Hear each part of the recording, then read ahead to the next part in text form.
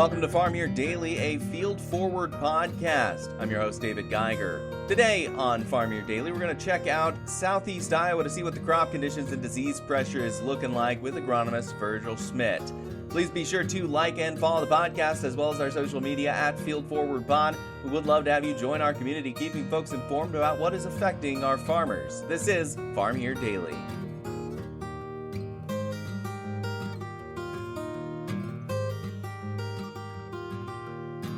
And joining me on Farm Here Daily, we have Virgil Schmitt, ISU Extension agronomist for southeastern Iowa. Virgil, glad to have you back on the program. Thank you so much for joining us.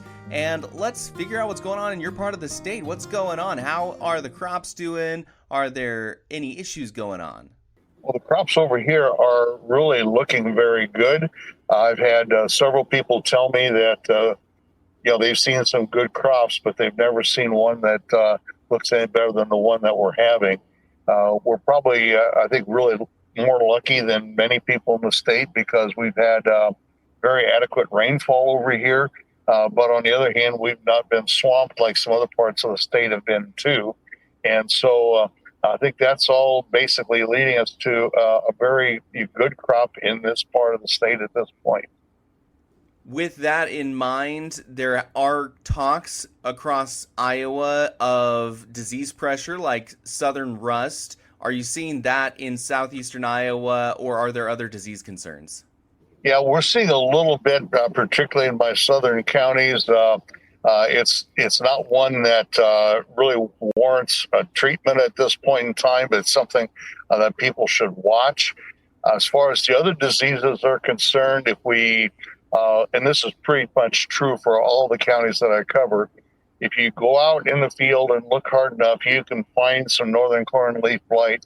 You can find some gray leaf spot. You can find a little bit of tar spot, but those levels are very low at this point.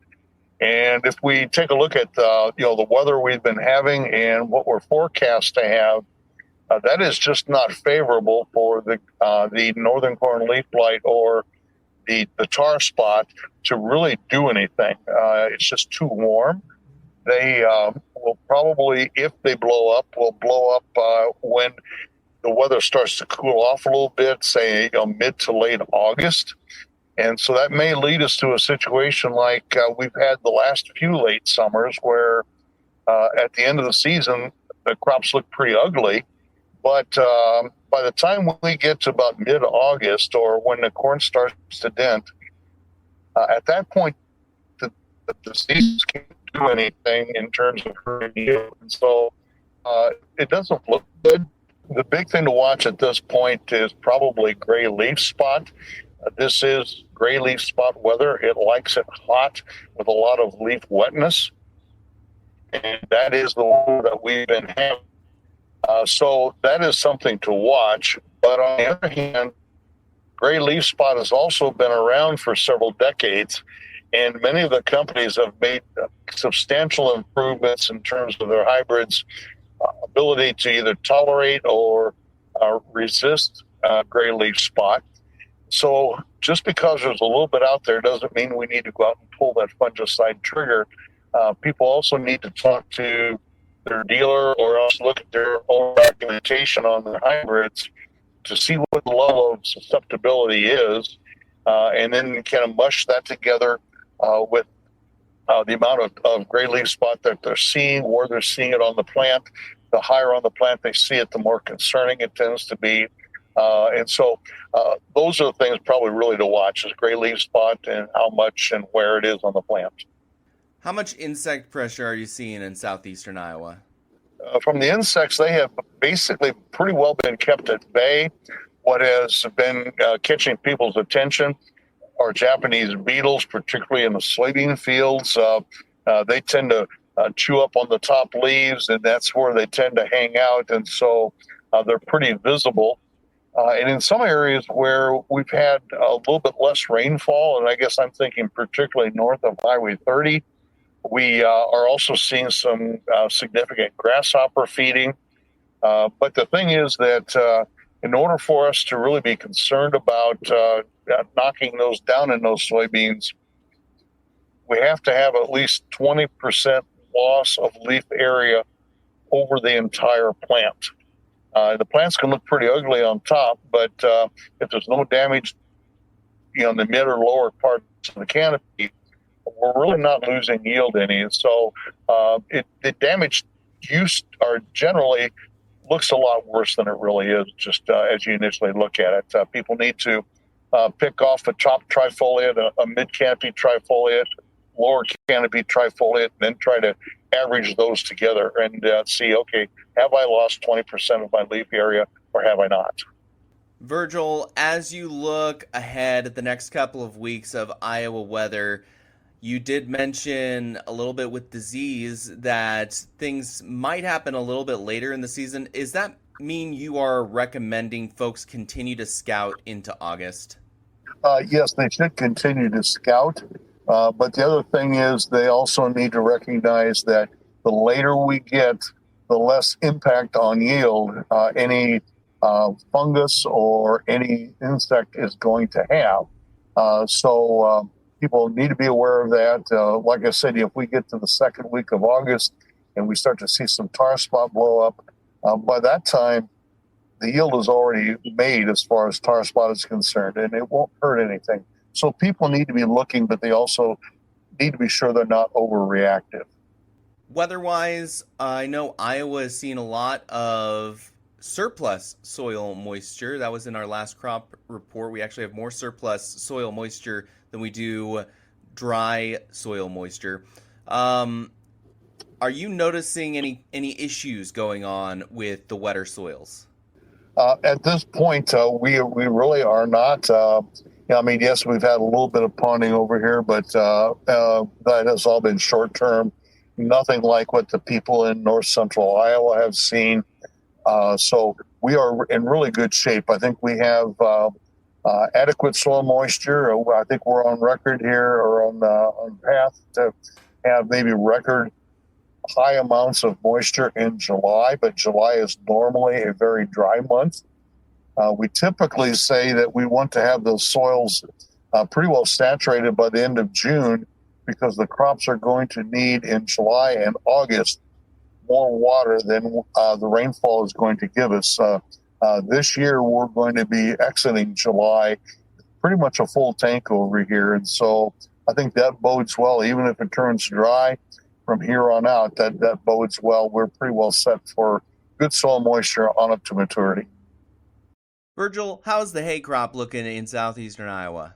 The hay and pastures over here are looking good. Probably the thing is that with some of the rain, the first cuttings, first of all, we kind of came in at two times. We had the early first cuttings that were done in May when we had about 3 weeks of dry weather there, and then we had some wet weather, and so the last of first cutting came considerably later.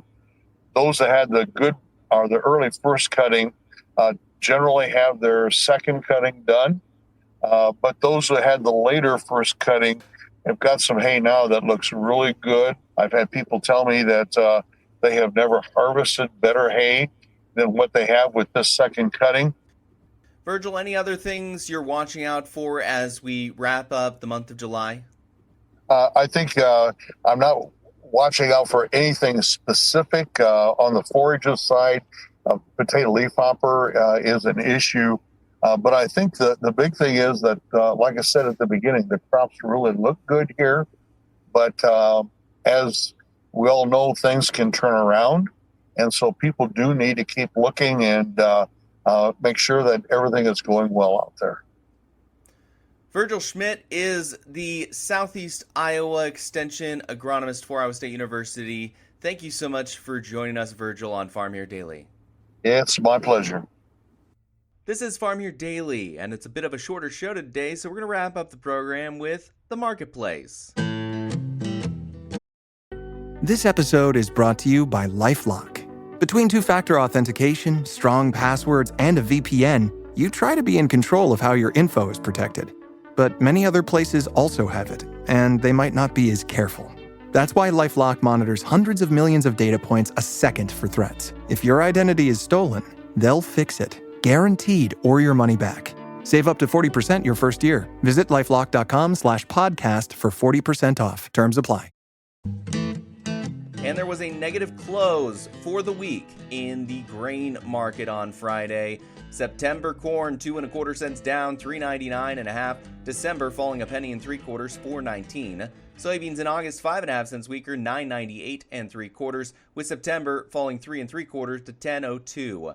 Soybean meal in August $1.90 a ton, in the red $267.80.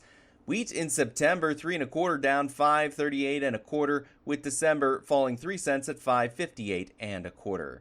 In the livestock market close for Friday, there was some green in cattle. August lives 67 cents on hundredweight in the green, $226.47. October up $1 at $223.15. Feeder cattle in August $2.47 a hundredweight more at $331.37, with September $2.55 higher, $332.20. Lean hogs in August 50 cents a hundredweight higher at $108.70, with October down $0.50 at $90.60 a hundredweight. That is the Friday market close. This is Farm Here Daily. This is Farm Here Daily. Again, thank you so much for joining us. A bit of a shorter show today, but we're going to have some exciting stuff coming up next week. We're going to talk with Allison Robertson of Iowa State University. She is a plant pathology specialist, and we're going to go over some of the disease pressure we talked about this week, such as southern rust and some of the others as well. We're also going to talk about dairy and the state of Iowa's dairy industry with Jennifer Bentley. She hosts a podcast as well, and we're going to get some details from her on that. Again, in order to continue to produce this type of local content, we would love to have you join our community. So please follow the podcast as well as our social media channels at Field Forward Pod. You can also find me on social media at Geiger Reports, as well as WHO TV Channel 13 every weekday in their morning and noon hour programs. Again, I am your host, David Geiger. I hope you have a great weekend, and I'll see you again on Monday.